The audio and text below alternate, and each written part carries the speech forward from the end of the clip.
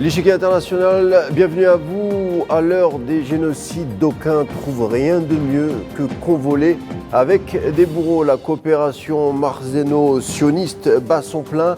Entre le 6 et le 7 juin, un navire de guerre sioniste en provenance des États-Unis, le Inns Commemute, a fait escale dans le port de Tanger durant 30 heures pour la seconde fois pour se ravitailler en nourriture et en carburant avant de poursuivre son chemin le menant à Haïfa. Ça veut dire quoi concrètement? Eh bien que le Maroc viole les recommandations de la CIJ et de facto, ce qui rendrait ce régime indéniablement complice de génocide. L'Espagne, par exemple, a refusé l'escale des navires sionistes. À la place, Madrid a plutôt opté pour la reconnaissance de l'État de Palestine. Évidemment qu'il faille faire le distinguo entre les régimes et les peuples, à savoir par exemple que le Front populaire de Palestine en solidarité, le Front populaire marocain en solidarité pour les Palestiniens a dénoncé ce qu'il nomme une complicité criminelle. Vers le 20 mai déjà, le massacre faisait son plein à Gaza. Eh bien, des avions militaires sionistes ont caressé des pistes d'atterrissage marocaines. Également, c'était 4 Hercules marocains qui ont fait le trajet vers l'entité sioniste. Une coopération de circonstances inhérente à un régime aux abois. C'est ce qu'on tentera de savoir durant les 26 prochaines minutes. À tout de suite.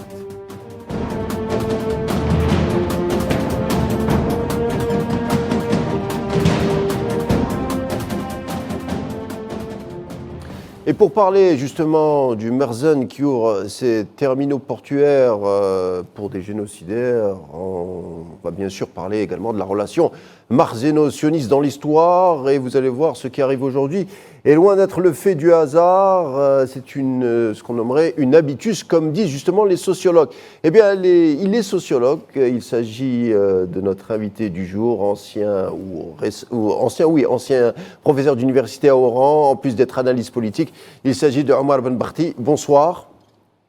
Bonsoir, cher ami. Merci pour l'invitation. C'est un plaisir. C'est un plaisir, Omar Benbarti. Merci d'être des nôtres. Alors, Omar Benbarti, le Merzen autorise des navires de guerre sionistes à accoster au port de Rabat, navires de guerre en provenance des États-Unis ayant été ravitaillés en armes. Par conséquent, le Merzen est complice de génocide palestinien. Complice, vous êtes gentil. Je dirais plus que complice, il est traître. C'est un régime qui trahit une cause qui est la cause sacrée de la libération d'un peuple. Mais bien entendu, comme lui-même il est colonisateur et qu'il exploite les terres d'un autre peuple qui s'appelle le peuple sahraoui, on ne peut pas attendre de ce Merzen qu'il ait une autre attitude. Et donc, complicité, c'est gentil, mais c'est plus que de la complicité, c'est de la trahison. Sauf que, avec ce qui se passe en Israël, en Palestine en particulier, avec ce qui se passe, le massacre, le génocide, la torture, enfin toutes les abominations que commettent les sionistes, je ne sais pas de quelle manière ces régimes, il n'est pas le seul. Et il y a des régimes arabes qui ont déjà signé des traités secrets avec l'entité sioniste. Il n'est pas le seul, donc, mais ils vont chuter de la même façon que ces régimes, et donc ils ne pourront s'en vouloir qu'à eux-mêmes. On insiste pour faire je le disais, mais on insiste tout de même, on fait le distinguo entre le régime marocain et la rue marocaine, qui elle-même contre ce que vous avez sous-entendu en évoquant l'entente. Vous parlez bien entendu des accords d'Abraham. Plus que les accords d'Abraham, il y a des accords. Les accords d'Abraham, c'est la normalisation qu'ont développé Bahreïn, la Jordanie, l'Égypte et le Maroc, le Merzen, le régime marocain. Mais il y a d'autres accords qui sont tenus secrets aux populations de ces pays. Bien sûr, je ne confonds pas entre les dirigeants, les gouvernants, les régimes et les populations qui, elles, sont contre. Mais il y a des accords secrets qui existent entre l'entité sioniste et ces régimes, de sorte qu'ils sont tenus, au terme de ces accords qui sont dits secrets, d'apporter leur soutien militaire à un des membres. C'est ce que certains ont appelé l'OTAN arabe, l'organisation du traité de l'Atlantique Nord, mais ils s'appellent ça l'OTAN arabe, c'est-à-dire qu'il y a quelques régimes arabes, la Jordanie, etc., et le Marzen, qui ont des accords d'assistance mutuelle avec l'entité sioniste. Et donc, partant de là, ils n'ont pas intérêt à ce que la résistance palestinienne, telle qu'elle s'exprime à travers les martyrs qu'elle fournit régulièrement et à travers le combat libérateur qu'elle mène, ils n'ont pas intérêt à ce que cette résistance-là puisse aboutir et donc qu'elle puisse remettre en cause l'existence même d'un État barbare, puisque le sionisme n'est rien d'autre, à mes yeux, le sionisme n'est rien d'autre qu'un avatar de l'impérialisme, et le fait de se soumettre à cette entité sioniste, cela suppose qu'ils acceptent les massacres qui s'y font. Et bien sûr, pour mettre de la poudre aux yeux de leur population, de leurs opinions nationales, ils développent des discours à travers des marches, etc., pour dire non, nous on n'est pas d'accord, le massacre c'est pas bien, etc. Mais dans les faits, ils sont totalement avec le soutien pour cette entité sioniste. Et donc, il ne faut pas se faire d'illusions là-dessus. Ces gens-là auraient aimé le régime du Marzen tel que vous le décrivez. Il aurait aimé qu'il y ait une guerre entre l'Algérie et lui-même, à partir du moment où il savait qu'il avait le soutien de ce qu'on a appelé donc l'OTAN arabe, le soutien de l'Égypte, le soutien d'Israël, etc. Et ça, c'est quelque chose qu'ils ont du mal à faire passer auprès de leur opinion, auprès de leur population, parce que les populations sont effectivement tout à fait contre. Et justement, c'est bien, hein, on est en plein pied dans ce que vous décriviez comme étant à la marge des accords d'Abraham. Vous parliez d'accords secrets. On est en plein dedans puisque le Marzen est la pièce de jonction entre les États-Unis et l'entité sioniste, puisque ce sont des navires en provenance des États-Unis qui, d'après nos informations, ont été ravitaillés en armes. Donc des navires qui trouvent pendant 30 heures un arrêt au Maroc avant de faire route vers les territoires occupés. Donc le Maroc est une pièce jonction dans cette alliance américano-sioniste. Tout à fait. Tout à fait, c'est ce que je disais à l'instant. Ils sont non seulement jonction, comme vous dites, mais ils sont surtout un acteur prépondérant de l'activité qui consiste à nier le droit du peuple palestinien à s'autodéterminer. Et bon, le Marzen, ça se comprendrait dans la mesure où il fait subir la même chose à des populations qui s'appellent le peuple sahraoui, mais les autres, la Jordanie, le Bahreïn, le Qatar, même si sous des airs un petit peu de Wissata, d'être un petit peu un intermédiaire, il a quand même une base américaine de 4000 personnes sur son territoire. Tous ces pays-là ont une attitude qui est d'une hypocrisie épouvantable, sauf que la situation est en train d'évoluer vers une déflagration à l'intérieur même du régime sioniste, c'est-à-dire que l'entité sioniste est en train de se briser. Elle est en train de... Il y a eu des centaines de milliers de personnes qui ont manifesté hier et avant-hier à Tel Aviv et à Jérusalem contre la position actuelle du régime sioniste. Aux États-Unis même, aux États-Unis d'Amérique, on ne nous le dit pas, mais si on lit un petit peu la presse américaine, il se passe des choses épouvantables pour le régime actuel en place, puisque la résidence d'Anthony Blinken, l'actuel secrétaire d'État aux Affaires étrangères américain, elle est encerclée par des milliers de personnes qui sont d'origine palestinienne probablement, mais aussi beaucoup de jeunes Américains qui sont contre et qui passent leur temps à insulter et à leur dire « vous êtes des criminels, vous êtes des tueurs, vous avez les mains tachées de sang, etc. » Et donc, leur logique est de poursuivre cette guerre parce que la situation dans laquelle se trouve actuellement l'impérialisme américain avec son avatar qui est le sionisme israélien, cette situation-là fait en sorte qu'il est en train de perdre beaucoup de points à travers la planète, que ce soit avec les BRICS, que ce soit avec l'Afrique, que ce soit avec l'Asie, et que ce soit encore plus avec la Russie. Vous voyez ce qui se passe en Ukraine, avec tous les moyens. Il y a 19 000 sanctions qui ont été posées contre le régime de M. Vladimir Poutine. Donc il y a quelque chose de délirant là-dedans.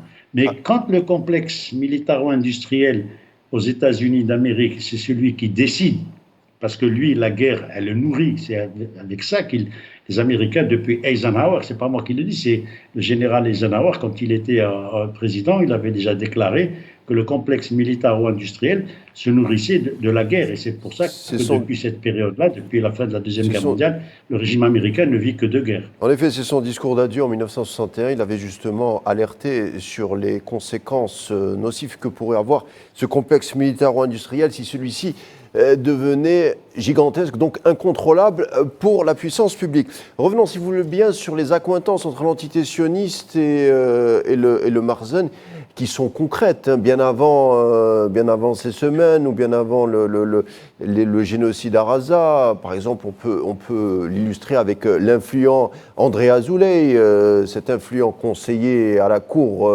marocaine. C'était vrai sous Hassan II et c'est encore plus vérifié avec la donne actuelle. Azoulay qui a été d'ailleurs reçu en grande pompe au Parlement sioniste.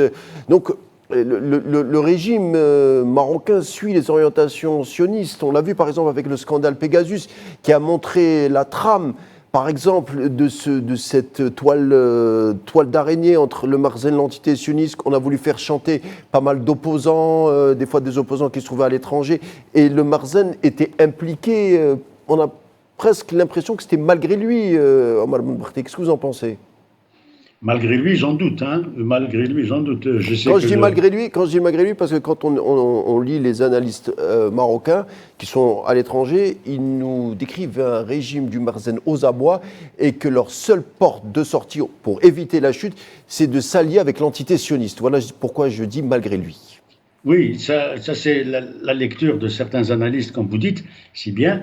Mais toujours est-il que depuis, juste après Mohamed El Khames, après Mohamed V, lorsque le roi Hassan II, que Dieu ait pitié de son âme, lorsque le roi Hassan II tissait déjà des liens avec l'entité sioniste, il faut bien comprendre que ce n'est pas une histoire qui date d'aujourd'hui, ce n'est pas Mohamed VI qui est le seul responsable. Les liens du régime marzeni avec l'entité sioniste, ils datent et ils sont fondés exclusivement sur l'argent. Vous avez cité le cas Pegasus, vous avez aussi les tentatives qu'ont développées les représentants du Marzen au niveau de l'Union européenne à Bruxelles pour essayer de corrompre un maximum de députés. Et Dieu sait si certains ont été arrêtés, mais on met bien entendu le voile là-dessus et on évite d'en parler le plus possible. Mais toujours est-il que je ne sais pas si c'est parce que le régime marzeni est aux abois. Rien ne l'empêchait d'avoir une autre politique, une politique beaucoup plus tournée vers le Maghreb. Or, nous savons que Hassan II a tout fait pour torpiller le Maghreb. Alors pourquoi le Marzen a des yeux de chimène pour l'entité sioniste, selon vous ? Pour l'argent. Uniquement pour ça. Le régime actuel et le régime depuis Hassan II, les gens qui gouvernent au Maroc sont des gens qui sont déterminés par l'argent. Uniquement. Et le fait de s'allier à l'entité sioniste, ça leur permettait d'avoir accès à de l'argent, sans plus. Il ne faut pas rêver, parce que le Maroc avait une autre possibilité, c'est de s'associer avec l'Algérie, comme nous avions rêvé de le faire, avec la mise en œuvre des agricultures communes, le phosphate marocain avec l'agriculture algérienne. Mohamed V, c'était la volonté de Mohamed V et même du grand révolutionnaire Abdelkrim. Abdelkrim qui avait parlé d'un Maghreb unifié. Tout à fait, vous avez bien fait de les citer. Mohamed V, il rêvait de ça et Abdelkrim rêvait de ça. Mais aujourd'hui, l'intelligentsia ou l'élite politique, entre guillemets, marocaine, qui ne fonctionne, elle, que sur l'argent. Rappelez-vous l'assassinat de Mahdi Ben Barka. Vous savez que l'assassinat de Mahdi Ben Barka qui s'est produit en France, il a été aussi torpillé, enfin pas torpillé, non, il a été aussi orchestré en partie avec le Mossad. Évidemment, le Mossad sioniste israélien. Donc il faut pas, on n'invente rien, c'est-à-dire que c'est un régime qui est ainsi fait. Et tant que le régime du Marzen ne chutera pas, mais moi je pense que ces jours sont comptés de la même façon que les jours du roi de Jordanie sont comptés et de Bahreïn. Alors Omar, oui. Pardon, vous faites bien de parler de l'assassinat de Mahdi Ben Barka, parce que c'est un service rendu du sionisme à Hassan II. Parce que si on fait un saut, on va l'expliquer pourquoi c'est un service rendu. Parce que si on fait un saut, on est en 1965, c'est 2 ans avant la guerre arabo-sioniste, la guerre des 6 jours, la fameuse guerre des 6 jours. Les grands leaders du monde arabe se retrouvent à Casablanca pour le grand sommet de la Ligue arabe, dont le grand leader à l'époque était l'Égyptien Gamal Abdel Nasser, mais pas que. Mais en tout cas, c'était la figure de proue de la Ligue arabe. Et au menu de la réunion, on se posait la question, est-ce que les armées arabes étaient-elles prêtes à livrer un combat à l'armée sioniste? Donc les discussions s'annonçaient tendues selon des témoins, hein, c'était des discussions qui s'ancraient pour définir l'avenir donc, du monde arabe. Des témoins ont parlé de disputes qui ont éclaté par exemple entre Gamal Abdel Nasser et le roi Hussein de Jordanie, mais aussi que les pays arabes étaient mal préparés à la guerre.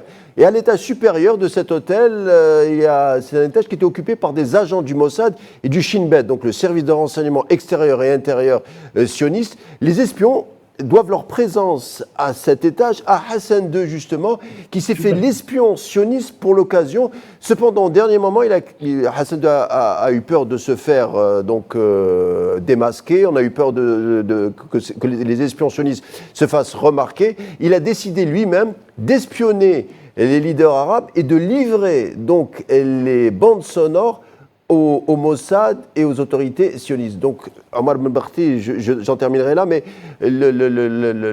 tout ce que je dis est reconnu par l'histoire et par les journalistes sionistes. Donc, ce que je suis en train de dire, c'est que tout bonnement, Hassan II a aidé l'entité sioniste à gagner la guerre de 6 jours de 1967. Tout à fait, ça, l'histoire maintenant. Et il a demandé en échange qu'on tue Mehdi Ben Barka. C'est pour ça que le Mossad, je reviens à ce que vous disiez au départ, a exécuté Mehdi Ben Barka.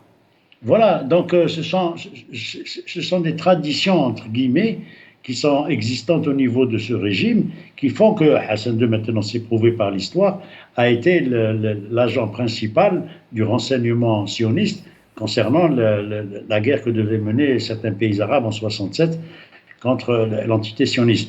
Donc ça maintenant nous le savons, et c'est peut-être pour ça aussi, on le saura un jour, mais ça n'est pas documenté, je veux dire. Mais toujours est-il qu'il a fait l'objet de 2 tentatives d'assassinat. Et c'est pas seulement parce qu'il aimait les pucelles ou je ne sais quoi, mais c'est surtout parce qu'il avait eu une attitude tout à fait condamnable vis-à-vis de l'entité sioniste et du reste du monde arabe. C'est exactement la même chose que fait son fils, Mohamed VI. Et c'est comme ça que le Marsen continue de sévir. Aujourd'hui, les sionistes ont la main mise sur le Maroc, une main mise alors totale, à tel point que vous avez suivi tout ça. Eux-mêmes, ils refluent vers certaines zones du Maroc et ils reprennent les biens qui étaient les leurs. Ce qui fait que la population allait. Mais la population marocaine, j'ai rien contre le peuple marocain, mais quand on est un peuple qui passe son temps à baiser la main d'un individu dégueulasse qui a des châteaux en France et qui passe son temps à l'étranger à voyager, bon, il y a quelque part question mark. Je sais qu'il ne sort pas dans la rue, je sais qu'il ne fait pas de bain de foule, mais toujours est-il son peuple a une attitude trop vénérée à son égard qu'il ne le mérite pas du tout.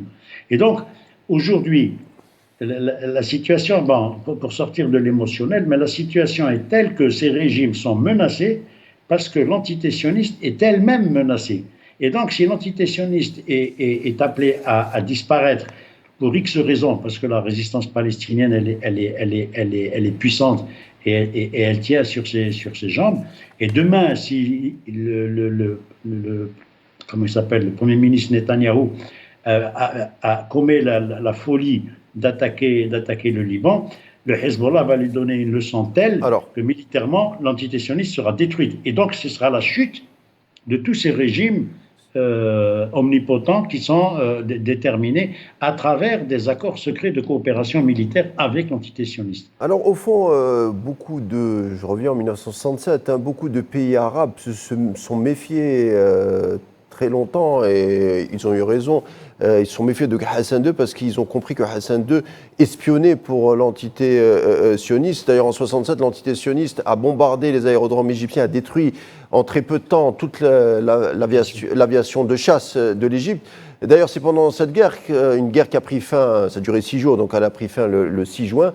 L'entité sioniste occupera donc la bande de Gaza, la péninsule de Sinaï et la Cisjordanie. Et j'en terminerai là, Omar Ben Barty, très peu de gens le savent, mais on le signale, c'est que la seule figure politique arabe célébrée en Sionistan, c'est Hassan II, et c'est un rare hommage qui est dévolu à un chef d'État arabe.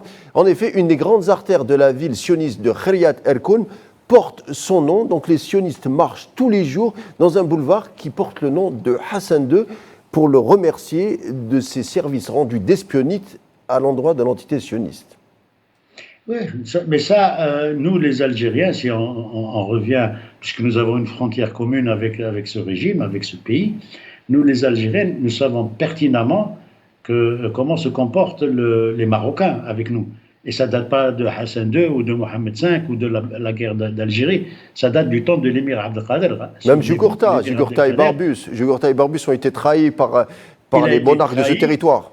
Par le monarque marocain et qu'il a chassé et qui voulait s'accaparer de ses biens. Il a fallu qu'il sauve la moitié de ce qu'il pouvait sauver lorsqu'il a traversé la Moulouya et ensuite il s'est retrouvé coincé. Il y avait l'armée française en face et l'armée marocaine derrière. Ça remonte à loin. Donc il n'y a pas lieu de... L'Antiquité.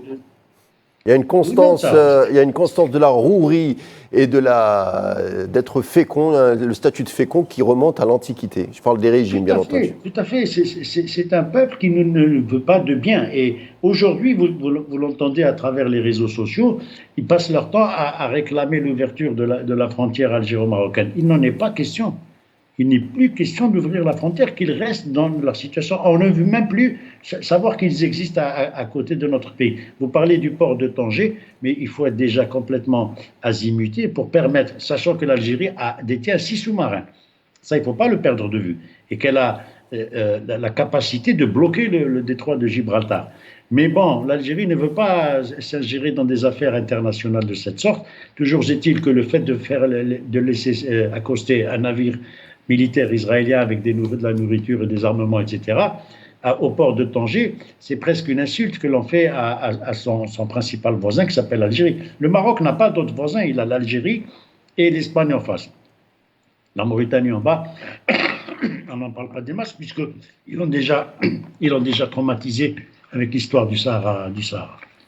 Omar Ben Barty, merci beaucoup d'avoir été des nôtres. On a voyagé à travers l'histoire, mais aussi la politique récente et la politique lointaine. Grâce à vous, merci beaucoup. Je vous dis à bientôt. L'Chiqui International arrive à sa fin. Merci d'avoir suivi. Tout de suite la suite des programmes sur Al 24 News. Et on se retrouve demain, même heure et même chaîne. D'ici là, portez-vous bien.